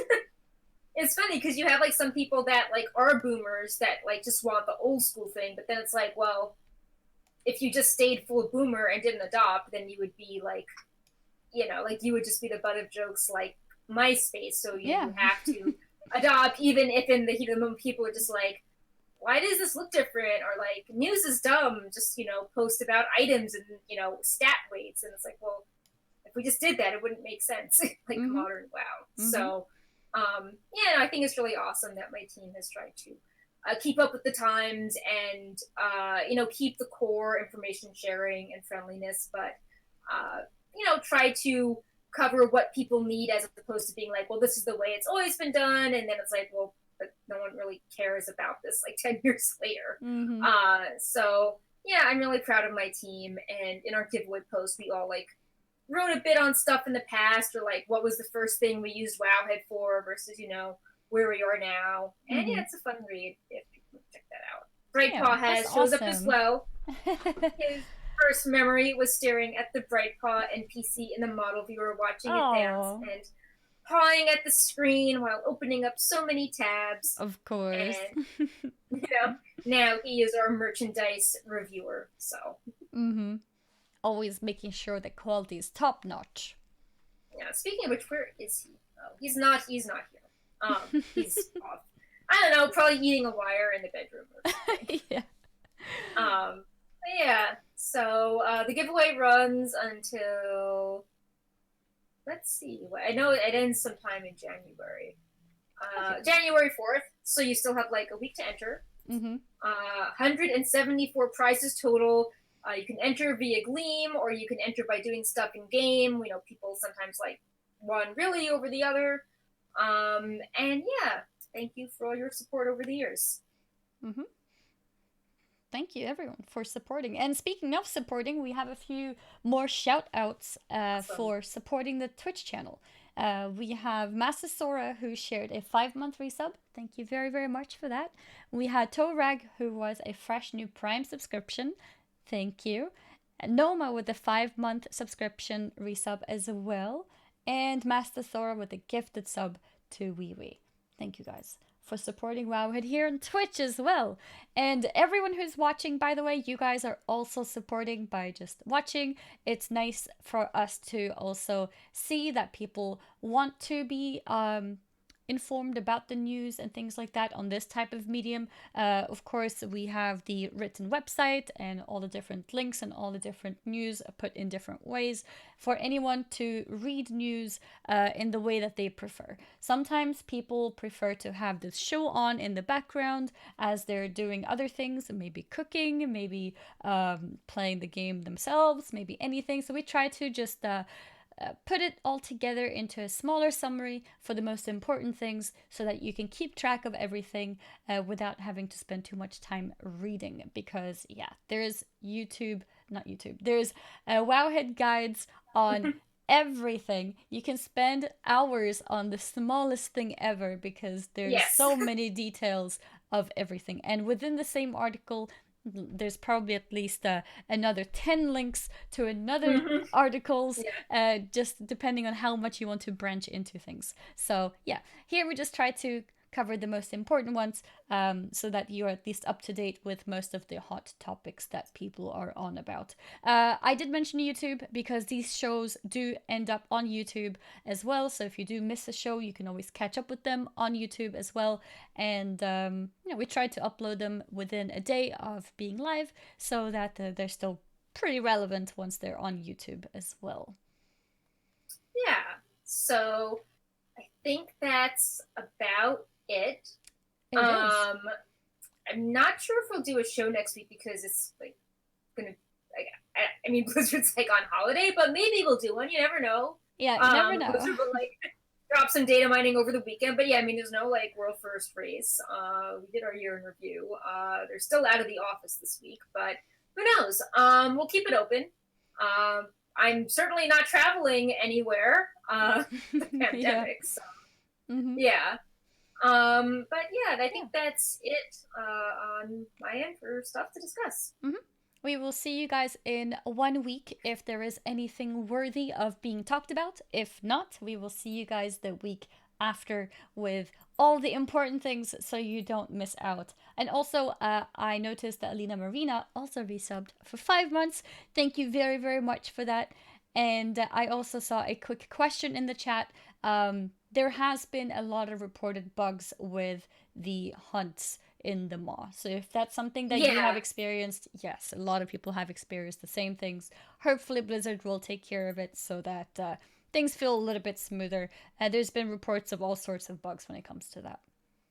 Yeah, that's a reminder. Right before the show, I got some feedback emails about it, and I sent it to my one of my writers asking if they could write it up. And I'll follow up with them to see if they were doing that today, and if not, maybe I'll reassign that to someone else since I can't write and do the show at the same time. No. Yeah, Park is amazing at multitasking, but sometimes even that is too much to ask for. But yeah, we'll be back next time. Thank you guys again for supporting. Okay, we need to do our high five. Yeah, let's do it. So, you do the countdown. Okay, 3, 2, 1. Yeah, we did it. Yeah.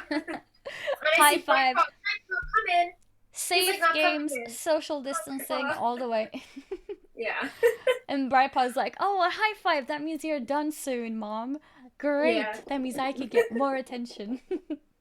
I bought him a heated bed for Christmas, and he wasn't interested, but then it started raining today, and he's like, oh, I see why the heated bed is cool. And that's in a different room.